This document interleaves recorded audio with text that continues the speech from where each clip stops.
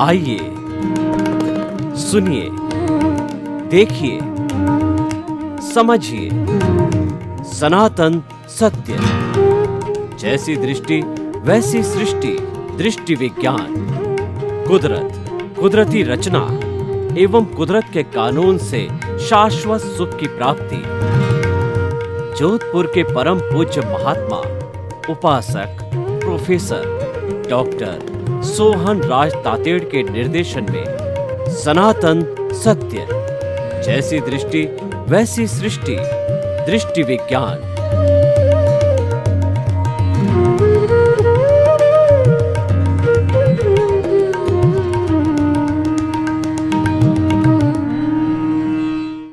भाई और बहनों, मातृशक्ति को नमन। आज हमारा बहुत सुंदर विषय प्रकृति दर्शन ही ईश्वर दर्शन है। यानी हम प्रकृति को निहारते रहें, उसके दर्शन करते रहें, उसकी गहराई में जावें, उसके सब पहलुओं को देखें। इसका अर्थ यही है कि हमारे को ईश्वर के दर्शन हो रहे हैं, हम ईश्वर का साक्षात्कार कर रहे हैं, ईश्वर से आशीर्वाद ले रहे हैं और ईश्वर को समझने की कोशिश कर रहे हैं। अब देखिए, सबसे पहले प्रकृति को समझना है, फिर हम ईश्वर को समझेंगे और फिर किस तरीके से प्रकृति का दर्शन और ईश्वर का दर्शन एक ही है, ये हम जानेंगे। प्रकृति, ये प्रकृति किसको कहते हैं कि जो वातावरण जिसके जो इर्द गिर्द हम रहते हैं, हम का मतलब 84 लाख जीवा योनि के बर्थ प्लेसेस के असंख्य अनंत जीव जिस वातावरण में रहते हैं, उस वातावरण को प्रकृति कहते हैं, नेचर कहते हैं, पर्यावरण कहते हैं, एनवायरमेंट कहते हैं, सृष्टि कहते हैं, विश्व कहते हैं, कॉस्मोस कहते हैं, ब्रह्मांड कहते हैं। और मनुष्य का जो शरीर है वो इस सृष्टि का सर्वोत्तम शरीर है। इसीलिए ये पिंडे ते ब्रह्मांडे, ये कहा गया कि जो पिंड में है वही ब्रह्मांड में है, जो ब्रह्मांड में है वही पिंड के अंदर है। यानी अगर पूरे ब्रह्मांड को आप नहीं देख सकते, इतना विशाल है, तो उसके प्रतिनिधि, उसके रोल मॉडल जो है, इस पिंड को देख लो। वही बात है कि जो पृथ्वी है वो पंचभूतात्मक है। पृथ्वी, जल, अग्नि, वायु, आकाश से निर्मित है और इन पंचभूतों से ही 84 लाख जीवा योनि बर्थ प्लेसेस के असंख्य अनंत प्राणियों को जन्म देती है, पालन पोषण करती है, बड़ा करती है। और वो समस्त प्राणी मन वचन काया की सारी क्रिया 5 भूतों से करते हैं। और जब 5 भूतों में विलीन हो जाते हैं, आयुष्य पूरा होने पर, तो पृथ्वी में, जल में, अग्नि में, वायु में, आकाश में मिल जाते हैं। और इस पूरे ब्रह्मांड, पूरे पृथ्वी की जो एनर्जी है, कभी भी भूत भविष्य वर्तमान में एक छटांग भी कम नहीं होती है। मात्र रूपांतरण होता है, ठोस द्रव में बदलता है, द्रव गैस में बदलती है, गैस वाइब्रेशंस में बदलती है। इसीलिए आइंस्टीन ने कहा है कि E = mc²। इसका अर्थ ये है, पूरे ब्रह्मांड की एनर्जी है वो m मतलब मास, c² कांस्टेंट है, यानी हर वक्त कांस्टेंट रहती है। ये कितनी बड़ी बात हमको समझने की है ब्रह्मांड के बारे में। इस ब्रह्मांड के 3 गुण हैं, वो है सत्व, रजस और तमस। और वही 3 गुण हमारे इस पिंड के हैं। सत्व का मतलब होता है कि वो स्थिर मस्तिष्क वाला, वो धार्मिक क्रिया वाला, समता भाव वाला और जो है शुद्ध चित्त वाला व्यक्ति कहिए या ब्रह्मांड कहिए। और रजस होता है, वह होता है चंचल। जैसे कोई व्यक्ति भी चंचल होता है, किसी बात पे स्थिर नहीं रहता है, मन स्थिर नहीं रहता है, काम स्थिर नहीं रहता है, भटकता रहता है, विक्षिप्त होता है, चंचल। उसी तरह से पृथ्वी भी, जो हमारी जो ब्रह्मांड है, वो भी विचलित होता है। वो ब्रह्मांड विचित्र होने का मतलब कभी सुनामी आते हैं, कभी भूकंप आते हैं, और कभी महामारी आती है, कभी अतिवृष्टि होती है, कभी अनावृष्टि होती है। ये सब चंचलता के मुख्य कारण हैं। और तीसरा जो है तमश गुण। तमश गुण होता है एकदम अंधकार, अज्ञान और हिंसा वाला गुण होता है। व्यक्ति जब तमश गुण में आ जाता है तो सारे अपराध करते हैं, उल्टे काम करते हैं, बुरा इंसान बनता है, दानव बन जाता है और वह राक्षस बन जाता है। तो बहुत सारा तमश गुण है।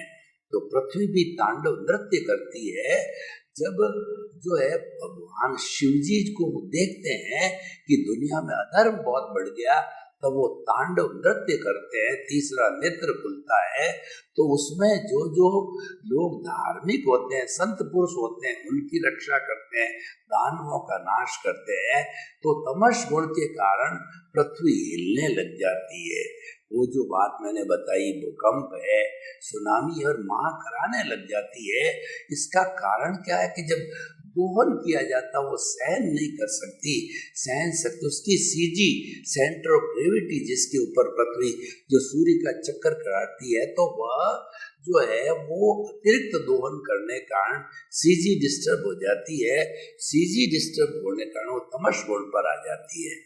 तो ये पिंड और प्रकृति की बात हो गई।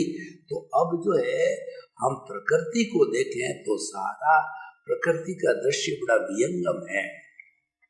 मैं आपको प्रकृति के दर्शन कराता हूँ। हमारी पुरानी जो गुरुकुल शिक्षा प्रणाली थी उसकी आपको बात बताता हूँ कि जो बड़े बड़े वाल्मीकि ऋषि हुए हैं और जो है जितने भी बड़े ऋषि हुए हैं, वो अपना आश्रम जो है नदी के किनारे प्राकृतिक वातावरण के अंदर कुटिया बनाया करते थे और उसका दृश्य कहता था। नदी कल कल बह रही है, झरना बह रहा है, पहाड़ी की गोद में है, चिड़िया चहचहा रही है, मोर नाच रहे हैं, चारों तरफ जो है ग्रीन रंग की ग्रीनरी है, अलग अलग रंग की तितलियां हो रही है और पशु पक्षी आराम से घूम रहे हैं और आकाश भी साफ है, सुथरा है। इस तरीके से वो प्राकृतिक जीवन जो है वो जब देखते हैं तो गुरुकुल की याद आती है। और वो प्रकृति जो है वो विनम्र बनने का जो है वो हमें लेसन देती है, पाठ पढ़ाती है। तो कई बार क्या होता है कि जब लोग सांसारिक जीवन से दुखी हो जाते हैं तो वो हिल स्टेशन पर जाते हैं। हिल स्टेशन पर सारा प्रकृति की गोद में चले गए और प्रकृति को जब निहारते हैं तो एक तरीके से ईश्वर के दर्शन हो जाते हैं, उनका चित्त प्रसन्न हो जाता है प्रकृति को निहारते निहारते। और प्रकृति को देखते देखते हमें स्वतः ही हम मौन हो जाते हैं और मौन होते ही जो है हमें प्रकृति के दर्शन, ईश्वर के दर्शन एक साथ हो जाते हैं। तो क्योंकि मौन होने के बाद में हमें ऐसा लगता है कि इतनी विशाल छटा तो किसी और की हो ही नहीं सकती, और वास्तव में कुदरत के ऊपर कोई नहीं है। कुदरत सुप्रीम है, वो समस्त 84 लाख जीव योनियों का भरण पोषण, पालन पोषण, जन्म वही करती है। तो वो बड़ी माँ है, तो उसके ऊपर कोई होता ही नहीं है। हमारा सनातन सत्य कुदरती इतना और कुदरत के कानून पे आधारित है, और हमारा उद्देश्य है आपके शाश्वत सुख की नींव लगाना। और हम सनातन सत्य देते क्या है? सनातन सत्य ultimate reality of this world वो है कुदरत, वो आपको बताते हैं। तो भाई और बहनों, दूसरे शब्दों में हम आपको कुदरत के दर्शन कराते हैं तो स्वतः ही ईश्वर के दर्शन हो जाते हैं। तो प्रकृति, अब हम आते हैं हमारी इंडिविजुअल प्रकृति के ऊपर। तो हमारी इंडिविजुअल प्रकृति के अंदर ये जो मन वचन काया है वो प्रकृति है, और भीतर जो शुद्ध आत्मा स्वरूप बैठा वो ईश्वर है, तो उसको पुरुष कहते हैं। तो प्रकृति और पुरुष हमारे भीतर है। तब ये जो प्रकृति है वो माया का स्वरूप है, और जब ये माया के जो है कुछ उसकी छाया पड़ जाती है, पुरुष के ऊपर जो भीतर प्रभु विराजमान है तो वह दूषित हो जाता है, कलुषित हो जाता है, और कलुषित होने के कारण जो है वह मुक्ति को नहीं जा सकता, और फिर जो है वो अपना ज्ञान का अनुभव करता है कि मैंने जो है गलती से जो है प्रभाव में आ गया, वो प्रभाव को भूलता है पुनः साधना करके, तो भूलने के बाद पुनः प्योर हो जाता है, और प्योर होने पर सिद्ध बुद्ध और मुक्त बन जाता है। तो अब हम प्रकृति और ईश्वर के आपको दर्शन कराते हैं। हमारा सनातन सत्य मुख्य दो बातों पर आधारित है। पहली बात तो ये है कि मन वचन काया तथा उससे जुड़ी हुई हर अवस्था मात्र कुदरती रचना, और जहाँ अवस्था आता है अवस्था नाशवान होती है, क्यों? अवस्था संजोग के अधीन होती है, और संजोग क्या है कि हर संजोग के साथ वियोग जुड़ा हुआ होता है, क्योंकि ये संजोग संसार से जुड़ा हुआ होता है। जो संचरण करता है वो संसार कहलाता है। हर संजोग वियोग को प्राप्त होता है, हर अवस्था नाश होकर के नई अवस्था आती है। तो ये सारा जड़ का खेल है। जो नाशवान होता है वो जड़ होता है, और जो चेतन कभी नाश नहीं होता है। ईश्वर है वो चेतन है, वह कभी नाश नहीं होता। प्रकृति जो है जड़ है, वह नाश होती है और फिर पैदा होती है। उसके अंदर उत्पाद और व्यय दोनों होते हैं, लेकिन दोनों होकर के भी वो प्रकृति की प्रकृति बनी रहती है। तो देखिए, हम इसको दो भागों में बांटते हैं। एक तो क्या है कि प्रकृति है हमारा भुगतान है, मन वचन काया हमारा भुगतान है। पिछले जन्म के अंदर मान लीजिए आज मैं सोहन राज हूँ, पिछले जन्म में शरीर दूसरा था। हर बार शरीर बदलता रहता है, क्योंकि भुगतान बदलता है। ये शरीर पिछले जन्म के कर्म के भुगतान के लिए मिला है, तो ये बदलता रहता है। पूर्व जन्म में मैं यशवंत राज था। यशवंत राज ने जैसे जैसे कॉजेज डाले, भाव डाले, उसी के अनुरूप जो है बंच ऑफ दी कॉजेज बना और कॉजल बॉडी बनी। तो यानी उसने जो पेपर सॉल्व किया पिछले जन्म में यशवंत राय ने, रूपक बताता हूँ कि 60, 70, 80 वर्ष वह जो भी जिया, वो 3 जो है घंटे का पेपर जो उसने हल किया, तो उस जन्म में उस पेपर में वो यशवंत राज ने चाहे जैसा करेक्शन किया होगा या कर सकता था। वो फ्रीडम है, क्योंकि आंसर सीट आपके पास है। जब आंसर सीट आपके पास होती है तो और आपके पास में समय होता है 3 घंटे का, तो आपने 2.5 घंटे में ही पेपर पूरा कर दिया। पिछले आधे घंटे में डिलीशन, एडिशन, अल्ट्रेशन जो कुछ भी आप कर सकते हो। लेकिन जब 3 घंटे पूरे हो जाते हैं, यानी आयुष्य जब पूरा हो जाता है, तो जितनी भी कॉजल बॉडी रूपी जो आंसर शीट है वो कुदरत को हैंड ओवर करनी पड़ती है, प्रकृति को हैंड ओवर। कुदरत और प्रकृति एक ही चीज है। कुदरत को हैंड ओवर कर दी तो आयुष्य समाप्त होते ही अंतराल गति से फिर दूसरे जो है शरीर के अंदर वो आत्मा, तेजस शरीर, कार्बन शरीर, और जो है वो आपका जो तेजस, कार्बन और शरीर है, ये और मूल आत्मा तीनों जाकर के जन्म ले लेती है और फिर नया शरीर मिल जाता है। अब देखिए, मुझे नया शरीर मिला, करने वाला ये संत राज था, भुगतने वाला सोहन राज है। अब मैं जैसे जैसे भाव करूंगा, कॉजल बॉडी बना के अगले शरीर के अंदर ले जाऊंगा, तो भुगतने वाला मोहन राज होगा। तो व्यक्ति मैंने किया नहीं, तो मैंने तो कुछ किया ही नहीं, मुझे याद ही नहीं है। अरे भाई, आपको याद नहीं है, लेकिन भूत भविष्य वर्तमान के अंदर जो विटनेस थी वो हमारे प्रभु ईश्वर की विटनेस थी।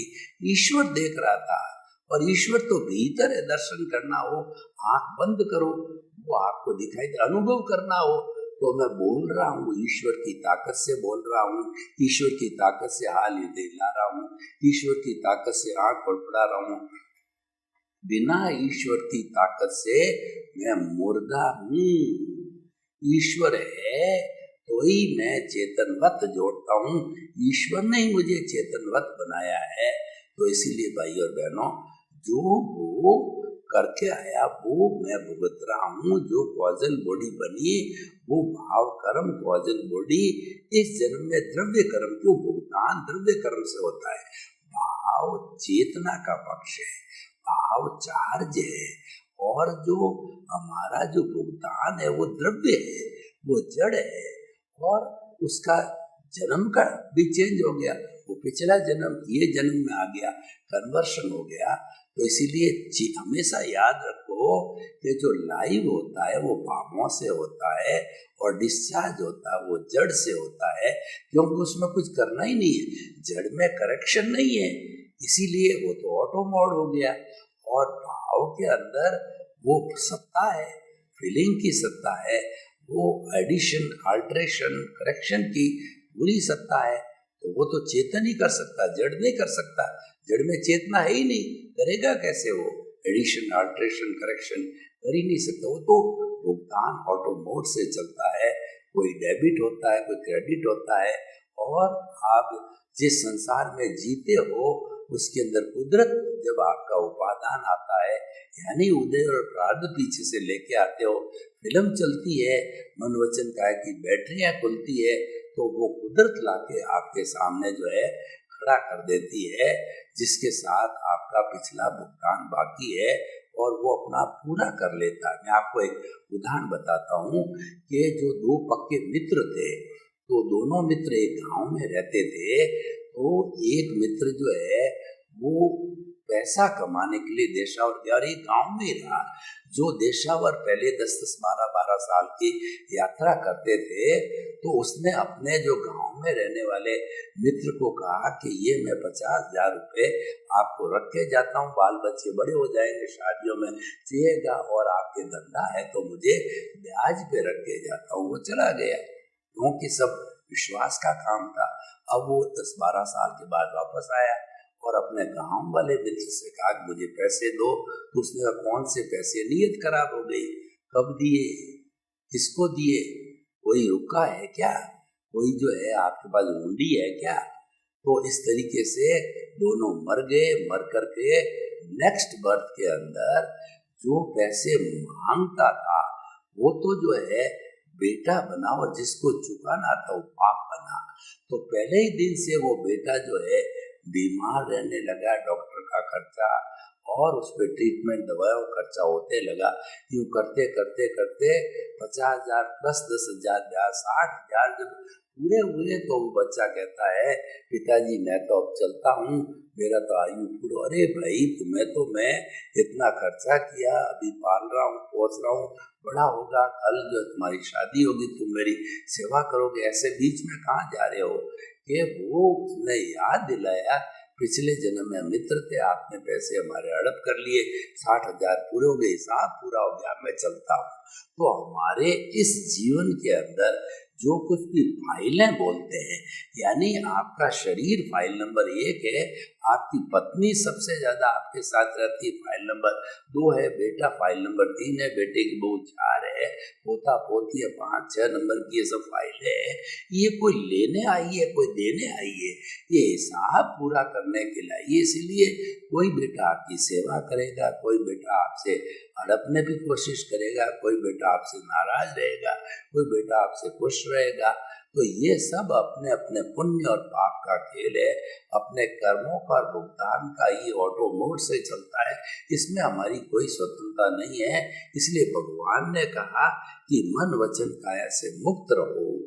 ऊर्ध्वारोहण का लक्ष्य क्या है कि आपका परमात्मा लक्ष्य आपके सामने दिखता है। परमात्मा क्यों बनना चाहते हो कि अभी जो वर्तमान में हमको जो सुख मिलता है वो टेम्परेरी सुख है, और वो तो टेम्परेरी सुख तो दुख का कारण है। वास्तव में जो हमारे जीवन के अंदर सुख और दुख आते हैं, ये सुख और दुख जो है वो खाली मान्यता है, वो सुख दुख है ही नहीं है।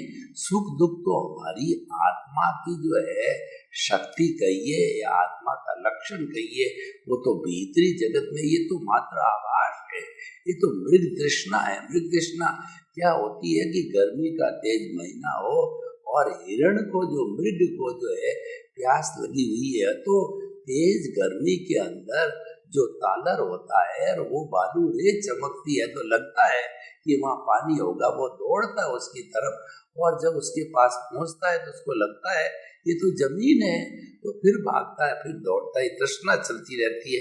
तो हम कभी जो है वो पत्नी में सुख मानते हैं, कभी धन में सुख मांगते हैं, और कभी बाल बच्चों में सुख मानते हैं, कोई पद प्रतिष्ठा और ऐश्वर्य में सुख मानते हैं। तो ये हमारी मान्यता, ये भ्रांत मान्यता, ये रॉन्ग बिलीफ है।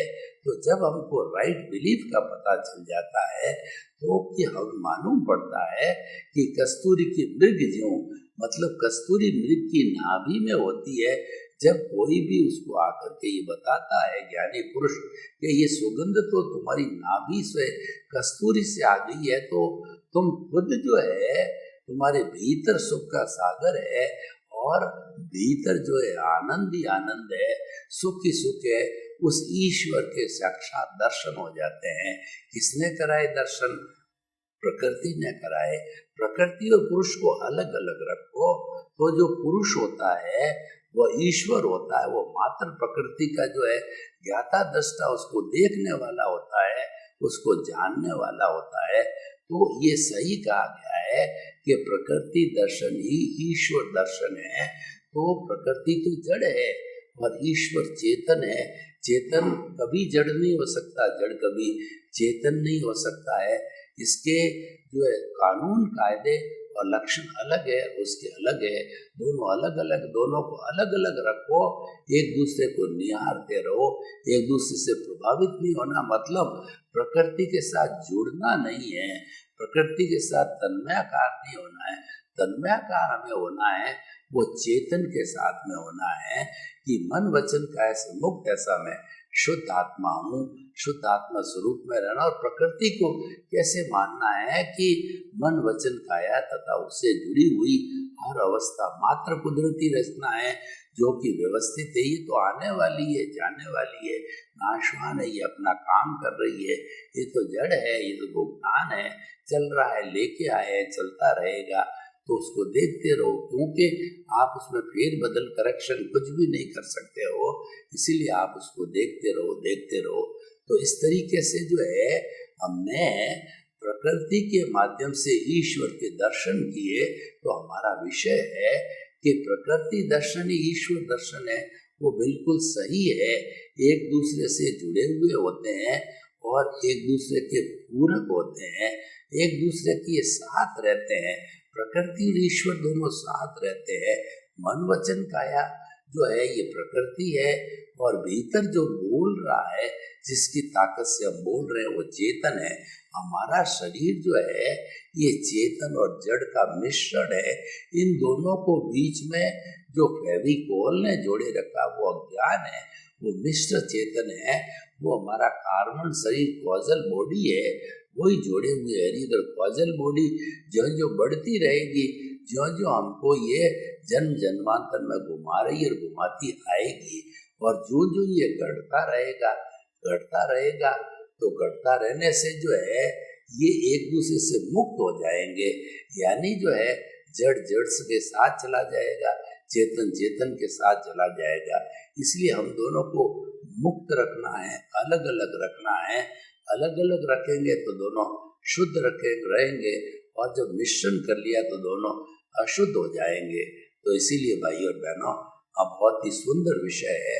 आप हमेशा जो है वो जो है कुदरत माइंडेड रहो, कुदरत से कुदरत के कानून पे चलो।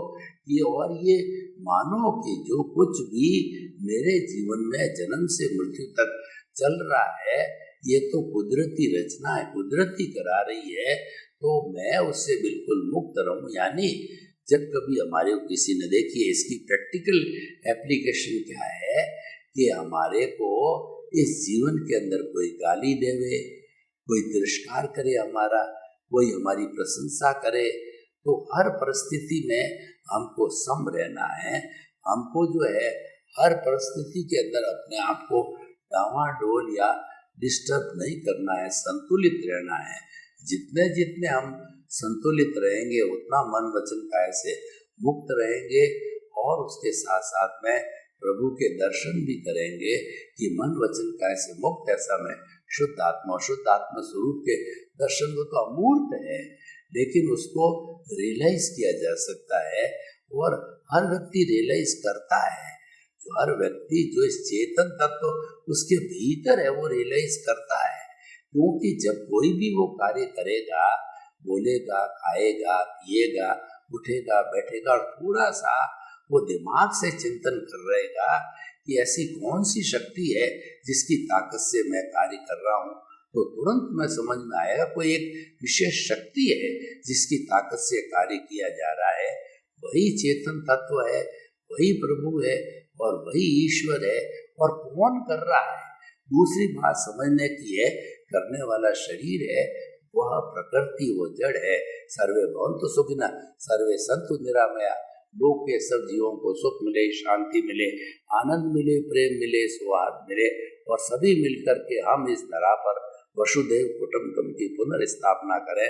आपके प्रति मंगल भावना, शुभकामना। ओम शांति।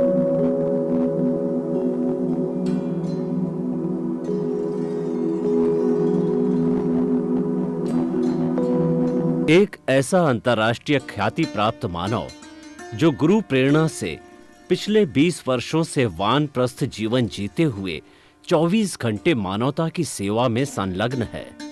एक ऐसा मानव जो अभी राष्ट्रीय, अंतर्राष्ट्रीय टीवी चैनलों पर 7,500 एपिसोड के माध्यम से सनातन सत्य, आत्मविज्ञान एवं पुनरुत्थान, व्यवहार एवं निश्चय जगत के जीवनोपयोगी विषयों पर हृदय स्पर्शी प्रवचन कर चुका है। उस मानव का नाम है महात्मा उपासक प्रोफेसर डॉक्टर सोहन राज तातेड़। प्रोफेसर तातेड़ द्वारा योग, दर्शन, शिक्षा विषयों पर रचित पीएचडी स्तर के 250 शोध ग्रंथ भारत के 100 प्रतिष्ठित विश्वविद्यालयों में शोधार्थी पढ़ रहे हैं तथा वे सभी शोध ग्रंथ वहां की सेंट्रल लाइब्रेरियों में उपलब्ध हैं। महात्मा सोहन राज ने अभी तक हजारों स्कूलों, कॉलेजों, विश्वविद्यालयों एवं संस्थाओं में सेमिनार, वर्कशॉप, कैंप लगाकर लाखों विद्यार्थियों को योग, दर्शन, शिक्षा का प्रशिक्षण देकर उन्हें सुसंस्कारित किया। डॉक्टर तातेड़ ने भारतीय संस्कृति उत्थान के 4000 से अधिक समसामयिक विषयों पर आर्टिकल लिखकर ऑनलाइन जर्नल, पत्रिकाओं, वेबसाइट्स पर प्रकाशित किया, जिसका उपयोग लाखों पाठक कर रहे हैं। उपासक तातेड़ के 5000 से अधिक आज का सुविचार, आज का शुभ संदेश, आज का मंगल भावना योग आदि चिंतन websites, Twitter, blogger, Facebook, YouTube माध्यमों से लाखों लोग अपना जीवन निर्माण कर रहे हैं। मानवता के मसीहा ऐसे महामानव महात्मा सोहन राज तातेड़ के प्रोफाइल को अभी तक विश्व के 20 लाख दर्शक यूट्यूब पर, 12 लाख गूगल पर एवं लाखों दर्शक फेसबुक, ब्लॉगर, ट्विटर और इंस्टाग्राम पर देख चुके हैं।